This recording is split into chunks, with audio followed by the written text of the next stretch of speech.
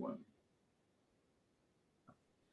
Aloha mai kako. My name is Kale Hannes with the Office of Hawaiian Affairs, and I'm very actually blessed and that I was able to catch this woman um, in her very busy schedule. But I would like to introduce Dr. Ku Kahakalau joining me today on this Aloha Po'aono. Um, Dr. Ku Kahakalau is otherwise known as Anake Ku. And you know what? I will just turn it over to her and let her introduce herself. And what do you do for our Lahui, for Ike Hawaii? Just dive right in. Aloha wai kako ai o wau o ku hina hina kui kaha kai kahakalau. O Honolulu ku'u o ne hanau a ka o Hawaii ku'u moku puni, o Hamakua ku'u moku, a o Waipio ku'u awawa. I'm super happy to be here, Kale, today. As you said, I'm better known as Auntie Ku. I've been an educator, a researcher, learner of Hawaiian language and culture for many, many decades, and I love what I'm doing.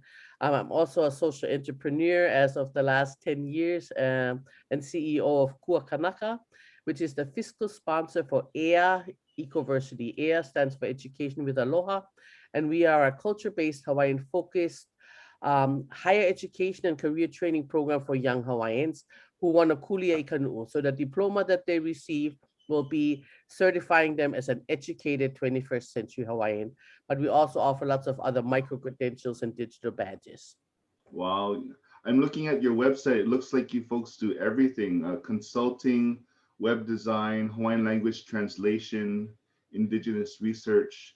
Do you want to kind of shed some light as to how were you folks able to develop this one-stop shop for everything? Well, we've been involved in Hawaiian education for a very long time. I became a Hawaiian language teacher in 1985 and have taught in and out of the classroom. In the early 90s, we started to look at Hawaiian place-based, culture-based education in Waipio Valley, immersing our students, in the environment and in the culture. Then we started a school within a school and then a Hawaiian-focused charter school to really show that Hawaiian culture-based education is academically rigorous, which before that nobody had proven. And so we've been just doing this makahanaka ike kind of approach for the last 35 plus years. Um, and it's working. That's the wonderful part because it is working. And because our kupuna already said lehu lehu a mano mano ka ikena a Kauai. Yeah. Our knowledge is great and numerous, and all we're trying to do is pass that knowledge on and share the knowledge that we've accumulated and also more knowledge that is still being found out, right? We're still Right. learning so much about ourselves. And we're trying to promote that and to really let our people know, that our kupuna were brilliant and therefore we are also brilliant. Yes. Well, we hope we are. I know some of us more than others.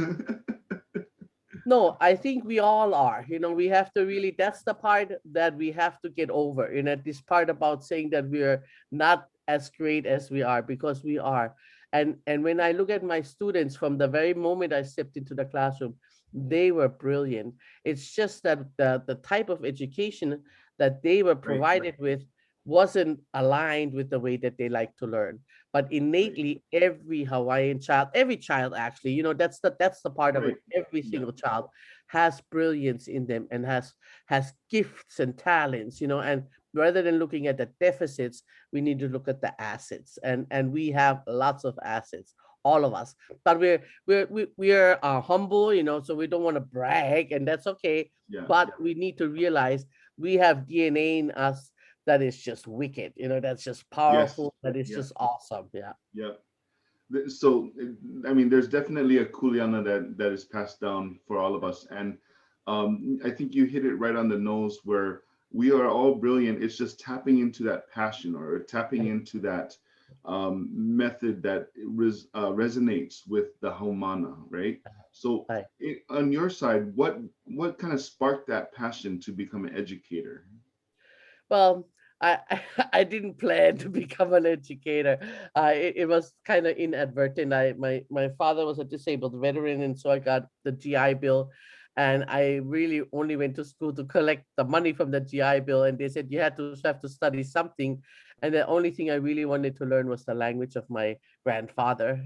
My father hardly could say anything, as everybody else in his generation, right? But my grandfather was a native speaker and pure Hawaiian, and I felt coming from Europe. My mom is pure German, and knowing that nobody in Europe can get away with saying they're German if they don't speak German, how could I be Hawaiian if I couldn't speak Hawaiian? So I started studying Hawaiian language formally in 1981, and I'm still learning.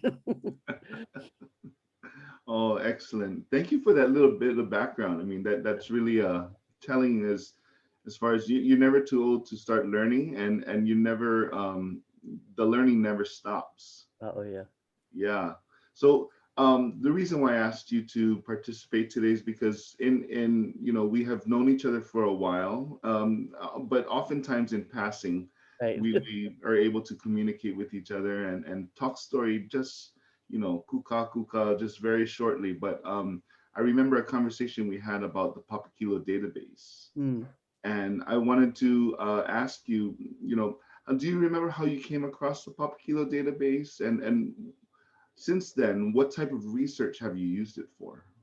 Yeah, so I heard about it from my good friend Kamuaki Teves. We were part of, he was part of the early Hawaiian focused charter school movement, and when he started working on it, he told me about it, and I actually went to the opening event in Honolulu. It was on Kapiolani Boulevard, one of those fancy new, I can't remember the name of the place, but it was really interesting and nice. And so since then, I've been using it primarily for research. I'm a Hawaiian educator and researcher, so I do a lot of research, and so I use it for research, both in my work, but also for my personal use. For Right. example, this past semester, I helped a private school, Ho'omanaho, on Molokai to create a fish pond curriculum, Kuapa o Walapue. And so, we looked into finding information about Molokai, about fish ponds, and all those kind of things. So the Stokes collection, for example, and then Yes. also the Sullivan one, that has lots Yeah. of pictures of the kupuna. They'd never seen any of that, right? So to share that then with them, that was one part. I've certainly also have used the newspapers and genealogical indexes to find out more about my own mo'oku auhau. Right. And also, things like the ali'i letters, just to learn so much more about what was going on at that time, right? What were they thinking? What was happening? I use because I live on Hawaii Island, and I've been on the burial council, so has my husband, and so like the Kekahuna collection, the Kona sites, those beautiful Right. maps, those are all things I would never have access to if it wasn't, for Papakilo basically. And so whether it's language or culture or history, I use it pretty regularly, and as I said, not just in my professional life, but also to find out more information about my ohana. Oh, mahalo nui for sharing that. It sounds like you're one of our super users then. Well, this is one thing. When you live on another island, and I live in Kukui Haile above Waipio, there is relatively little access, right? Right. You can't go to the archives, you can't go to the Hamilton Library, whatever kind of thing. So this is without things like Papakilo, scholars like myself and researchers, we wouldn't be able to access these things, right? Right. Without that. And just a funny story, I was just talking to my daughter, and I was telling her about the first literature that was written about Hawaii, which was written by a German guy. um, and it's the story about a scientist who comes to Hawaii and sees this beauty and chases her all over the place. And only at the very end, you find out that the beauty is actually a butterfly.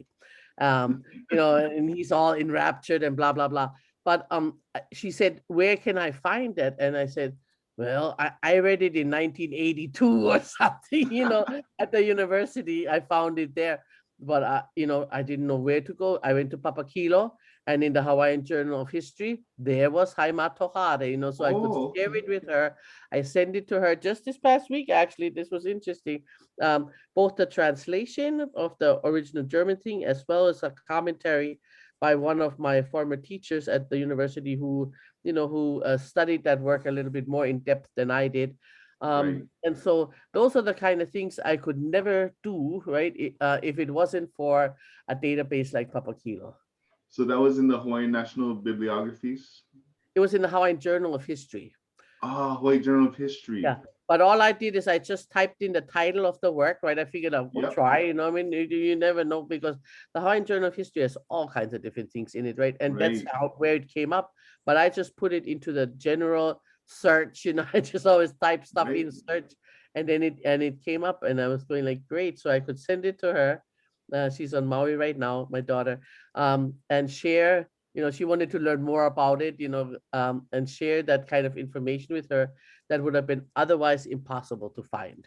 Right. So that particular sub collection was from the Hawaiian Mission Houses, our partnership with them. So I'm glad that you were able to use it. And we did actually notice an uptick in usage since COVID happened.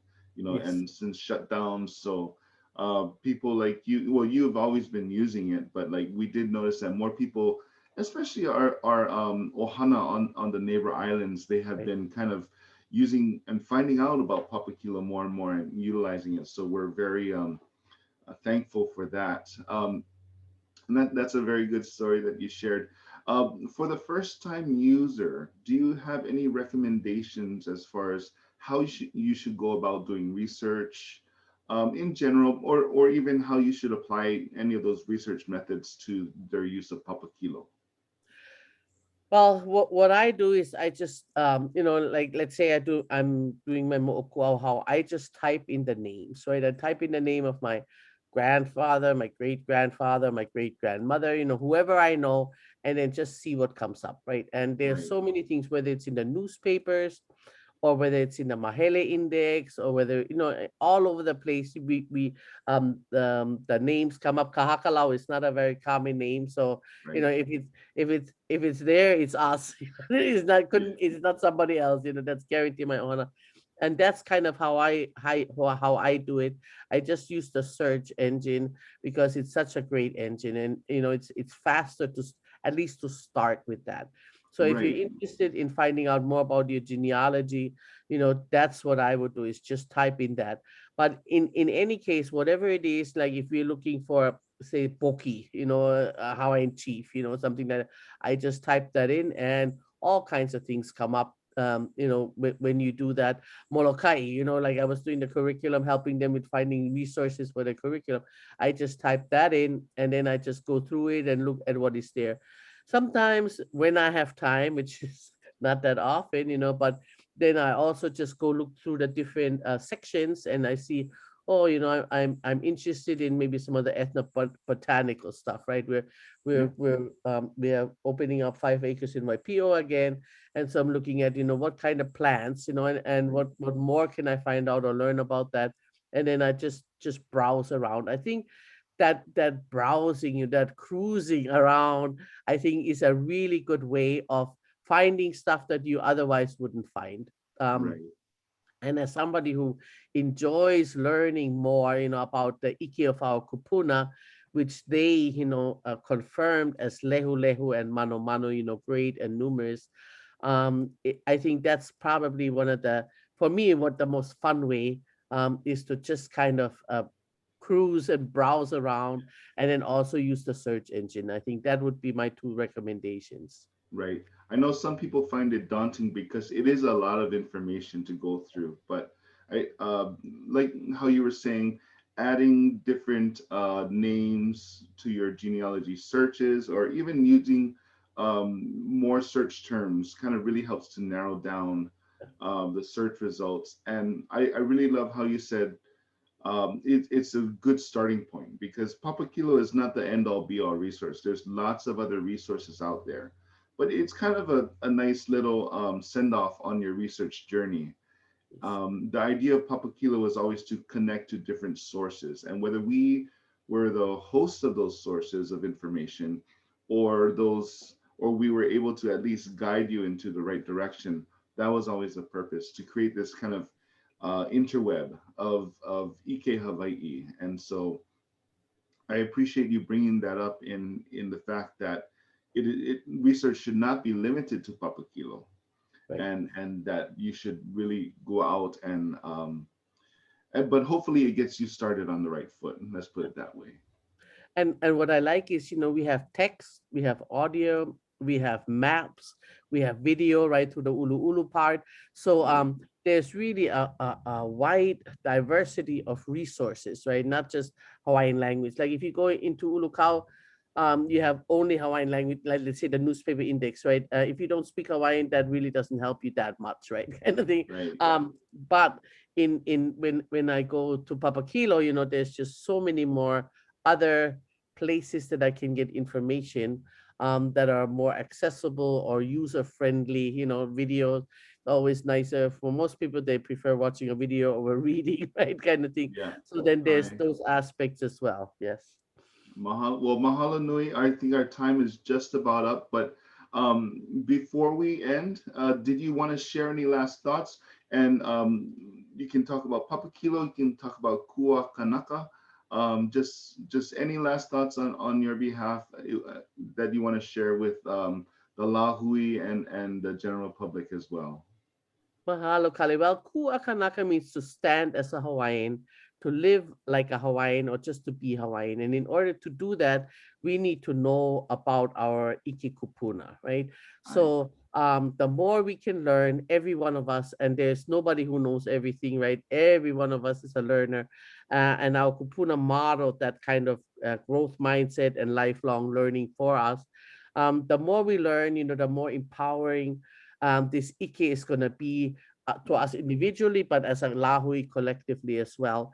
And so I think it's really important for particular those of us who don't reside on Oahu, to have access to information such as the Papakilo database, because we wouldn't know how else we can get that information. And to me, this Iki Kupuna is a mea ho'ola. It mm-hmm. heals us, right? It heals us from our historical trauma. It heals us from this concepts of we are less than, we're no good, we're lazy, we're blah blah blah.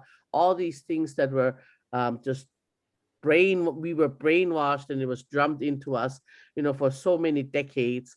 And now to come out of that, I think it's really important that we access the Ike of our kupuna and let that Ike enliven us, empower us, inspire us.